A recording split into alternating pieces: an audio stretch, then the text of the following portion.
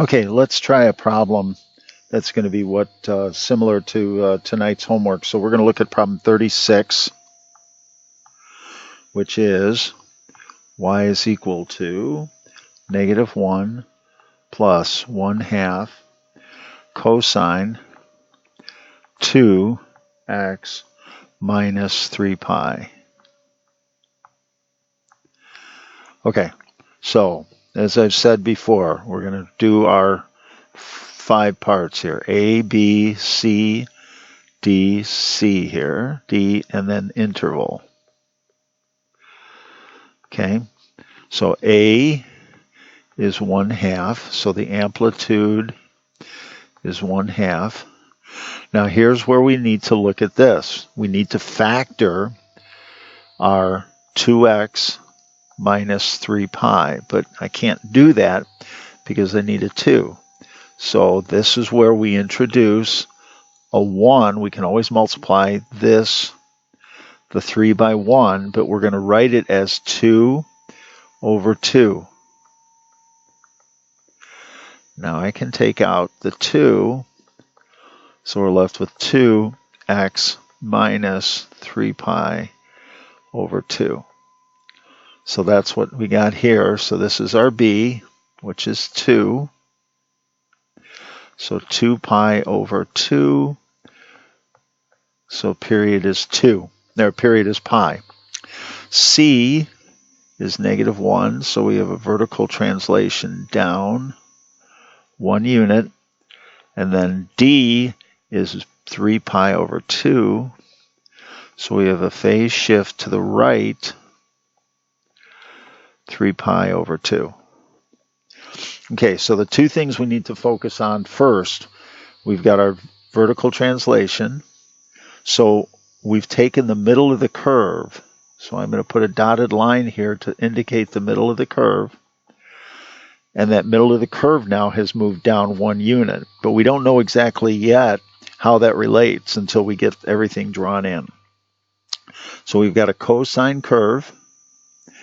So my curve starts at the top, goes down, comes up, goes down, comes up.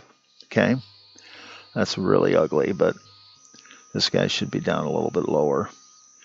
Then we've got this, actually, I'm going to redraw that. So we're here, down, up, and then down, up. That looks a little better.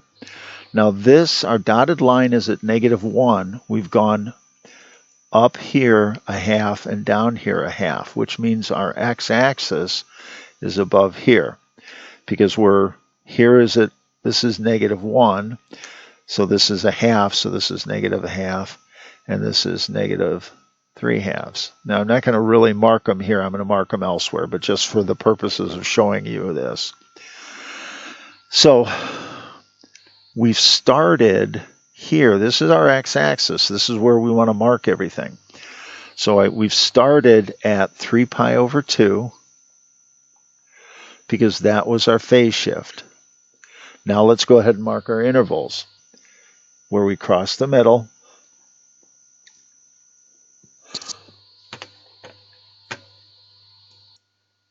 Cross the middle at a peak, cross the middle, peak, cross the middle, that's here,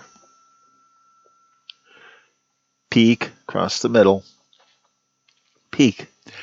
Now, each of these units is that interval, which we didn't do here, which is pi over 4.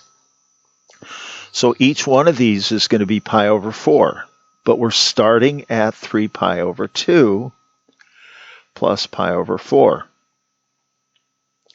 3 pi over 2 plus 2 pi over 4.